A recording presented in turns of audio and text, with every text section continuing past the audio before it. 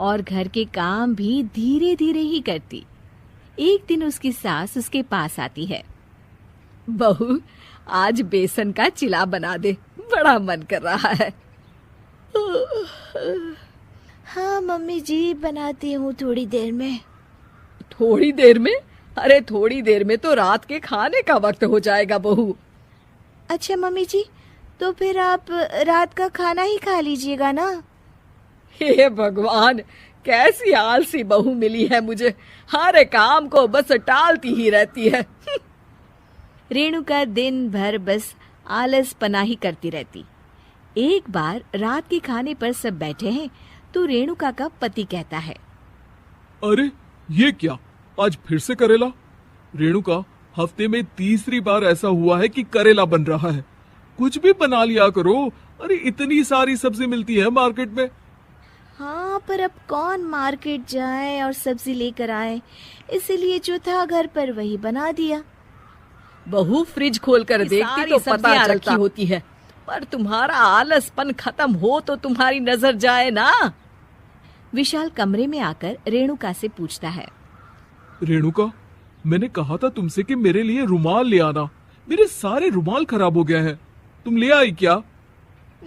आज नहीं गई, कल ले आऊंगी। ओफो, पिछले 4 दिनों से मैं यही सुन रहा हूँ। बिना रुमाल के ऑफिस जाना पड़ रहा है। तुम तो बहुत ही आलसी होती जा रही हो रेणुका। आपको रुमाल की जरूरत है ना, तो खुद ही खरीद लीजिए ना। हाँ, अब वही करूंगा। तुम्हारे भरोसे बैठा रहा तो कुछ नहीं होगा। एक दिन दरवाजे पर बेल बज रही होती है और रेणुका सोफे पर बैठी होती है, पर आलस में दरवाजा खोलती ही नहीं। अरे बहू, कितनी देर से बेल बज रही है? क्या कानों में रुई डालकर बैठी हो जो सुनाई नहीं दे रही बेल?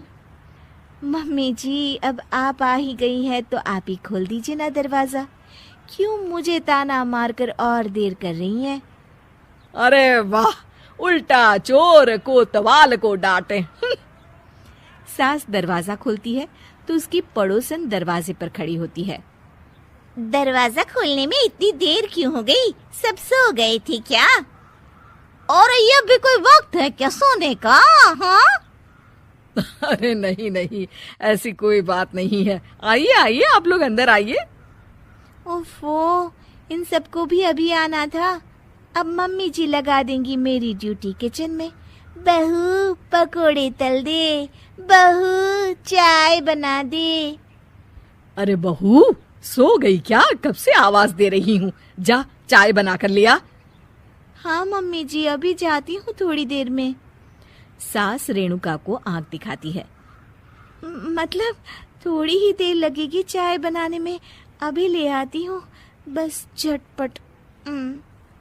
रेणुका रसोई में जाती है और इसी आलसीपन में वो चीनी की जगह नमक डाल देती है। जैसे ही सब चाय का घूंट भरते हैं, चाय थूक देते हैं। थू थू थू थू, ये कैसी चाय बनाई है तूने रेणुका? इसमें तो सारा नमक भरा है। हाँ, और ये पकोड़े, इसमें इतनी मिर्च है कि मेरी तो हालत ही खराब हो गई खाकर। और रेणु जी, आपकी खातिरदारी में पहले तो कभी कोई कमी नहीं रहती थी, पर जब से आपकी ये बहू आई है ना, मामला कुछ गड़बड़ा सा गया है। हाँ हाँ, जहाँ आप इतनी एक्टिव हैं, वहीं आपकी बहू एकदम आलसी, एकदम राम मिलाई जोड़ी लगती है।